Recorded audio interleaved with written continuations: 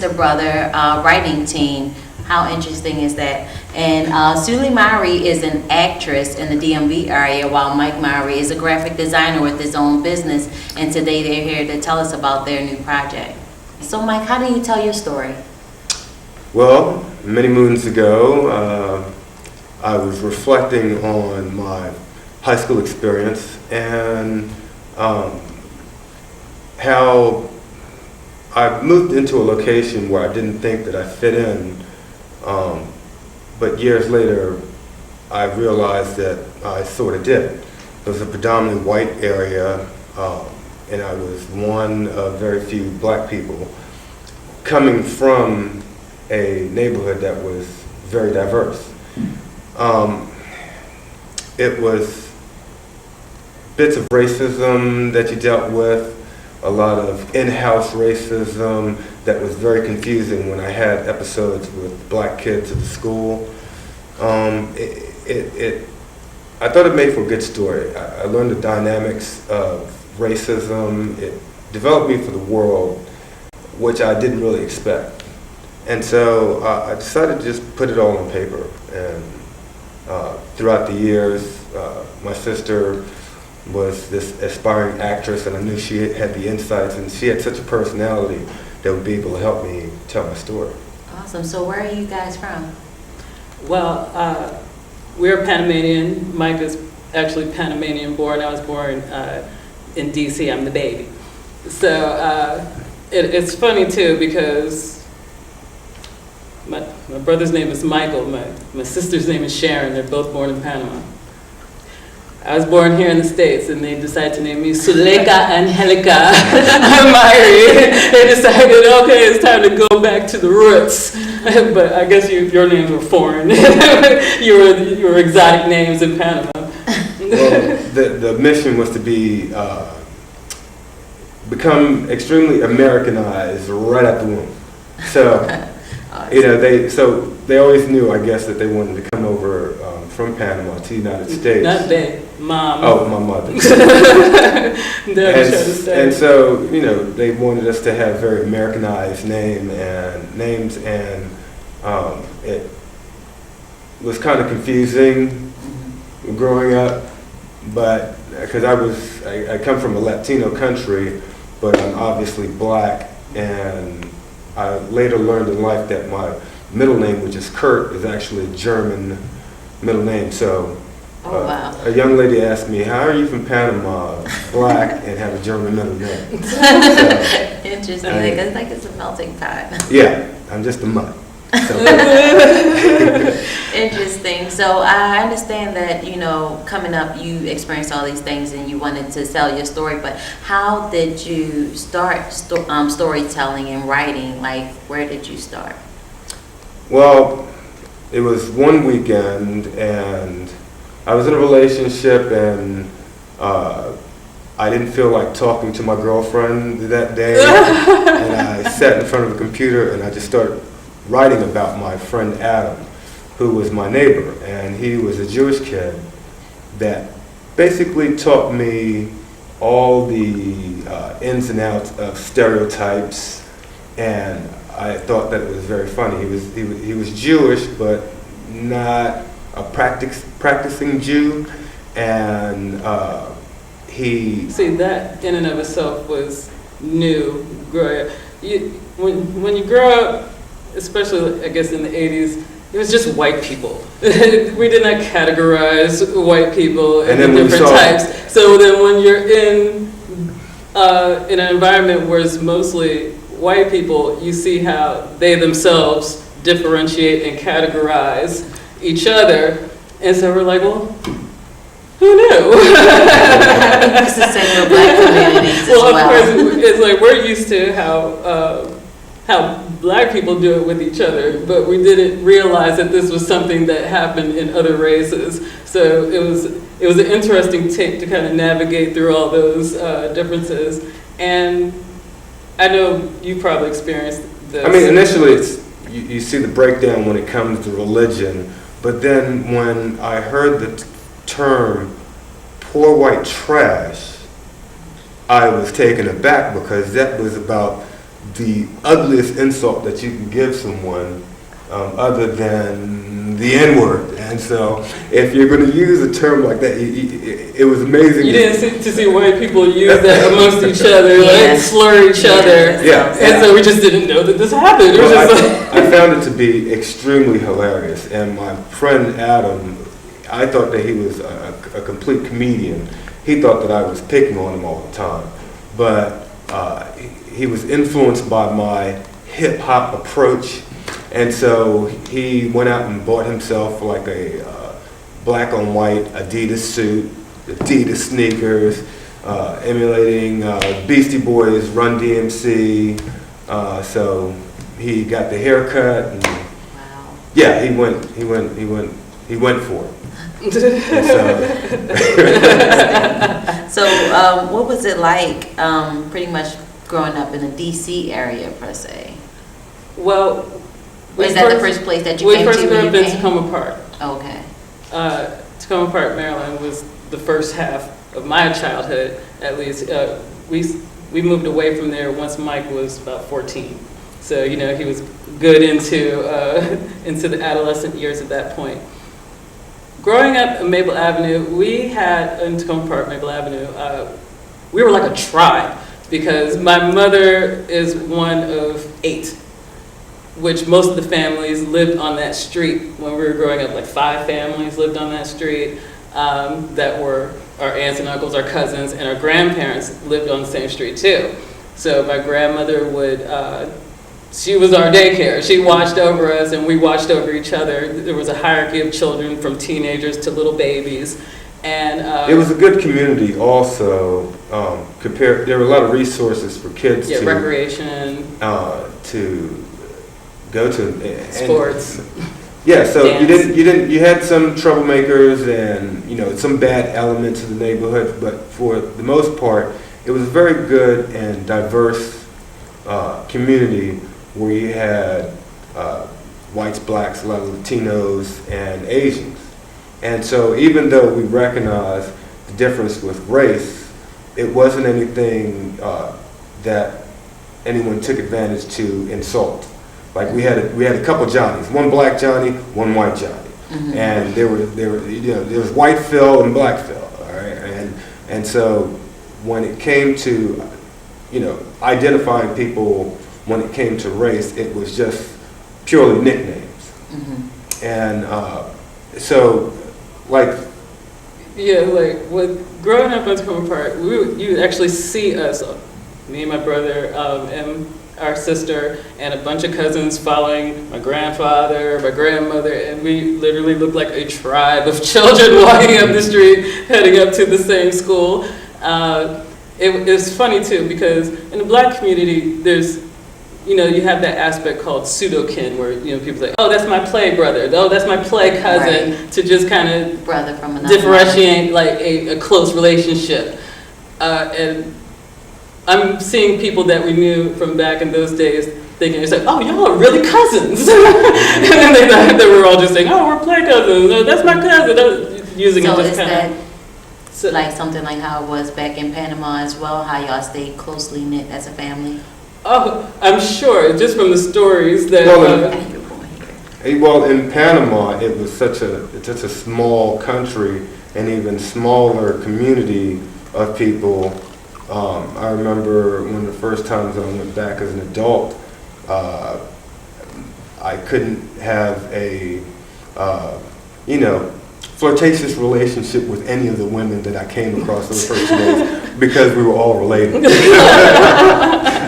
Okay, well, we're gonna go to commercial. Don't go away. We'll be right back with Sulie and Mike. Keep us in the flame.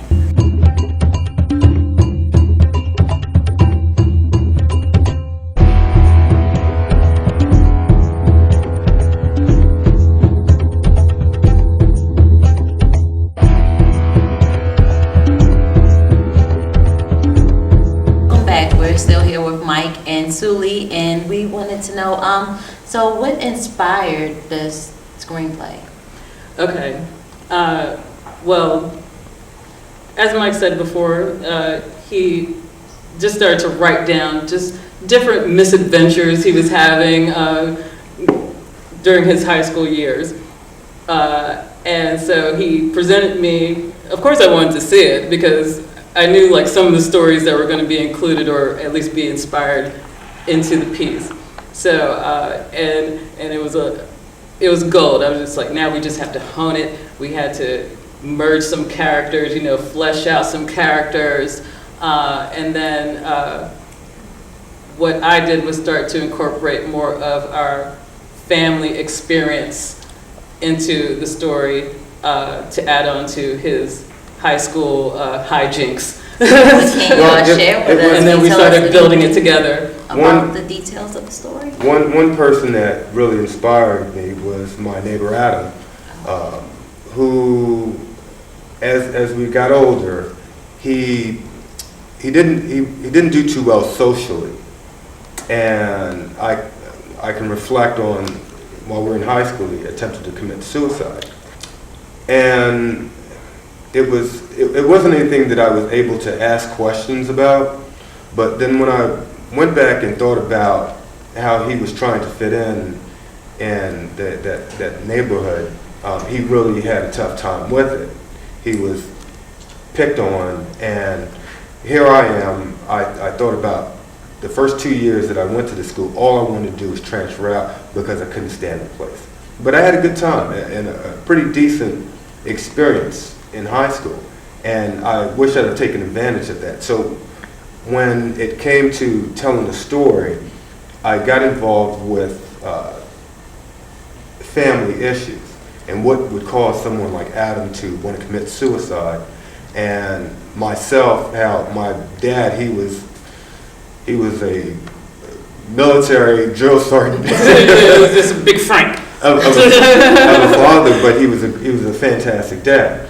And so the focus became on the dynamics of the families that lived in that neighborhood.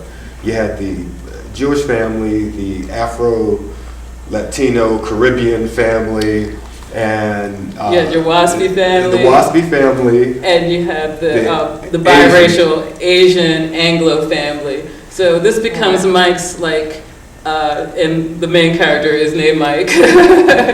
And he goes from we start off the story where he's in Tacoma Park and he's having this reverie about some ghetto ball game that was played. It's called Booties Up. And it's kind of like a game of tag, but once you've been tagged a certain amount of times, then you go booties up on the wall and everybody gets to throw a ball at your Yeah. So, and then he's ripped out of this reverie because it's time to move. He has to get in the car. We are moving right now. So you get to see what he's leaving and the beginning of the story starts off with just a car ride going from the city out to the burbs. It's more than the burbs. It's a rural town. It's cows and cornfields, and it's like 20 miles away. It's a whole different universe. The neighborhood is called the Plantations. And there's really a neighborhood called the Plantations, close to where we moved up to. But it's just all these kind of things that are we set it in the 1980s, first and foremost, because it's a time where it's a weird time where it's post-civil rights movement, but pre-internet. So it's that weird space of time where there's this multi-ethnic middle class that's kind of rising up, and no one really shows that. Well, they show it, but they show it in a way that's either sometimes overly sentimental, or it's really just kind of it's we shall overcome. And those are good stories. I'm not going to take away from those stories either. They're good and they have their place, but we come off with a more unsentimental comedy. Well, it's a where we exposed all the kind of stereotypes and we just kind of throw them all out there. It's a humorous approach at the issue of race. Because I think that our entertainment is too PC, or if from a black perspective, it's a little when the subject is on the nature of white people, it's grossly exaggerated and doesn't really hit the mark like the first time that I went cow tipping, okay, and I've got some new white-on-white shell-toe Adidases, and my friends want to go cow tipping. Rained all that night. There was no way that I was going into a cow pasture with fresh white and white. Wasn't going to happen. You know, and of course they went on. I stayed at the vehicle, and I stayed with the vehicle like one of Which Way Is Up, the Richard Pryor movie, where he's out in the woods and I'm by myself, and I'm like, any minute there's going to be KKK showing Exactly. up. So, but it's that. You know, All in the Family, Jefferson. Yeah, that kind of generation class mixed with the race clash as well. Where they just made fun of bigotry and stereotypes, and from just a black perspective, but a foreign black American family in the United States. Mm-hmm. Yeah, because usually that story is told black and white, and so like how we have the aspect of, you know, Latino, African American, well, and I can't even use that term African American because we're not American, so I usually just say black. So black and Latino, and then she's like, oh well, you know, you're not black, and white people would say that, and black people would say that. So we have that aspect peppered throughout. We have the good N-word thing always got me. You know, well, you're a cool black guy. Yeah, you're not like the others. You know, that kind of aspect of coming in, and then just kind of dispelling whatever preconceived notions that the main character Mike has walking in, just about white people, and just understand, yes, the KKK are going to jump out and get you at every turn, because this is a legitimate fear that he has when he's hanging out with his friends. Well, they were kind of like laughing and clowning him. There are some stereotypes that, you know, are very true. Like the Anglo family that lived across the street from me. Sometimes I would knock on the door and they'd be eating dinner. And so they would always invite me, nicest people that you could ever sit and talk with. But when they served me my meal, it was potatoes, chicken, and a big tall glass of milk. I was used to Kool-Aid. Yeah, and it was like I wasn't sure how I was going to take this down and didn't want to be insulting.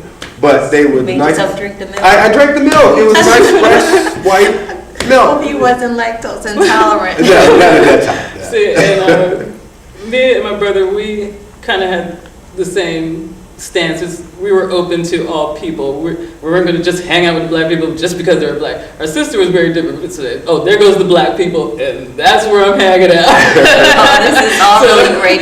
So, Sulie, tell me, what steps are you taking to turn the screenplay into a feature film? Well, what I've been doing since we have finished it, finalized it, been seeking out grants. My brother, with all his wonderful marketing skills, is about to launch off the Kickstarter campaign. Yes. That'll be coming up very soon. Well, finishing the tail end of developing the website, there's going to be an animated promo video that we're putting together that basically tells the story of the screenplay that we're putting together. Something that we want to see on big screen, and I think that it's a great opportunity to shine the light on that issue of race and diversity. So interesting, animated. Yes, well, that'll be the Kickstarter project. So I'm pretty good at designing stuff. So yes, it's very good, very talented, and so we just have our Facebook page. It is open to the public to come view what we have to, and we're ready to invite people to join the page, and then they can see any announcements. Okay. Or a great time to share.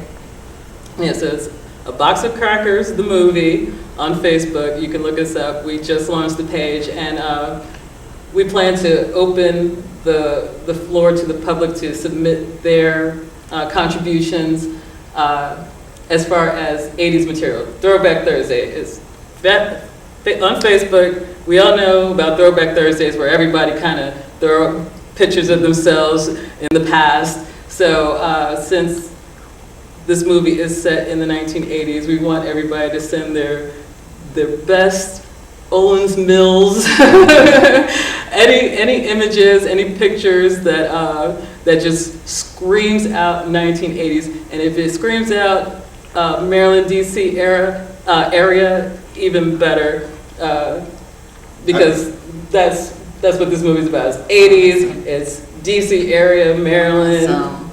I'd like for people to get the idea that the movie is called A Box of Crackers. And I thought that it was a humorous approach to talk about living among white people at the time. And the idea is not to offend anybody, but to offend everybody. And offend everybody and cancel it all out. Yeah, and show the dynamics with when it comes to a mixed group of mixed families.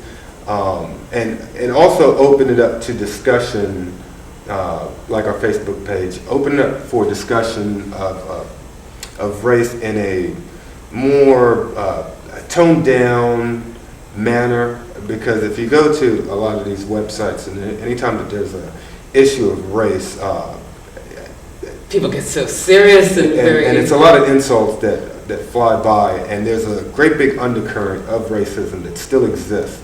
And the purpose of this movie is to draw it out further than what it's been done in the past. With the shows of the past that poked fun of it, it made everybody more comfortable about race. But now race is now going to its corner, and politics is the front. And so these are barriers that constantly develop throughout years. And in order to eradicate racism in our country, in this world, we have to constantly call it out. See, and yeah, with the internet, people are very savvy about other races now, more so than back when we were growing up in the 80s. So that's why people kind of don't want to talk about it. They think we're post-racism, we're past it. Absolutely. When of course, we know that this is not true. And we kind of took the name A Box of Crackers. Well, there was always a saying that I remember when you're like the only black person in a situation. I feel like a raisin in a box of cornflakes.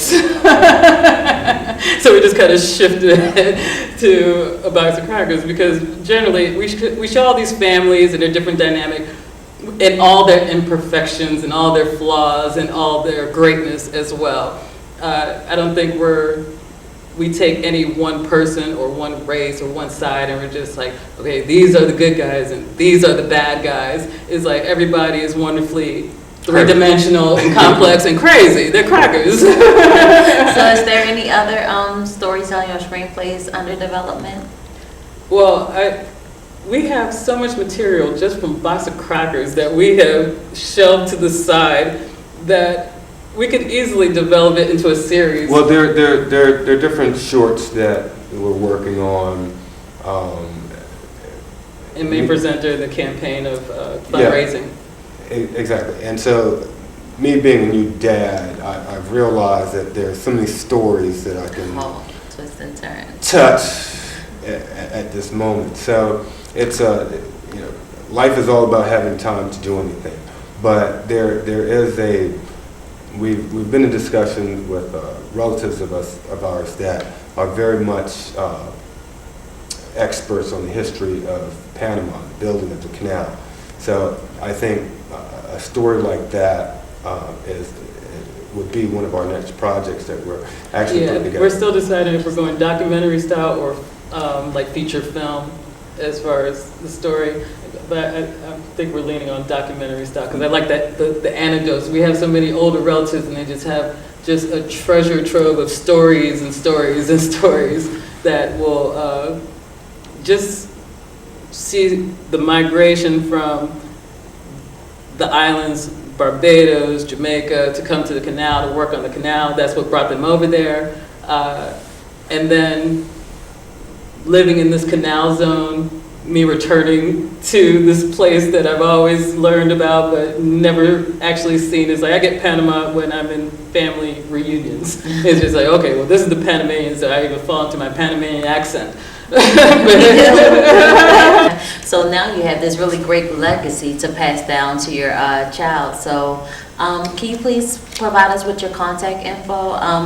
As well, everyone, the Facebook page that she just mentioned will be at the bottom of the screen, but how else can we contact you? Oh, you can contact us through Facebook at A Box of Crackers or A Box of Crackers, the movie. And you can also catch that at the bottom of the screen. or you can email us at info@aboxofcrackers.com. Growing up, like our grandparents, our aunts and uncles, our parents would share so many stories about Panama and when they first got to the United States. And Mike has a child, I have 2 boys as well. And so, and I can already see it with my teenager that he's kind of losing, he's not really getting all that wealth of knowledge or storytelling that's not being passed on like I want it to be. You know, it's like when you're a kid, you're just like, things become more important to you, like probably once you get into your 20s and 30s, because I'm sure I was the same way too. So, this is just a way to pass on our culture to our kids, let them know their Panamanian roots, understand what that means. Well, the struggle also from our grandparents to our parents to when we were growing up is so different. My grandparents and parents were basically raised in a shanty town. Yes, it was like we learned the virtues of poverty growing up, and we were nothing but ungrateful, overprivileged children. Yeah, when you hear stories of your parents having, being one of 8 siblings and they've all sharing one room, it's like, how do you exist? Yeah, because we're like, get out of my room. Me and our sister, we're fighting like, get out of my room, get out of my. What is this? Get out of my room. Back in my day, we didn't have a room. We had to say, get out of my space. And that was the constant growing up. You don't know what hardship is. You don't know. Yeah, and so we're basically spoiled brats that were raised, and we're raising more spoiled brats. So in order to bring things down and keep them grounded in life, gotta let them know. Yeah. Is there any final thoughts that you'd like to share with everyone before we go? Just thanks for having us, and come check out our Facebook page, A Box of Crackers, the movie, and support. God bless everybody. Thank you for tuning in to Keepers of the Flame, and we'll see you next time.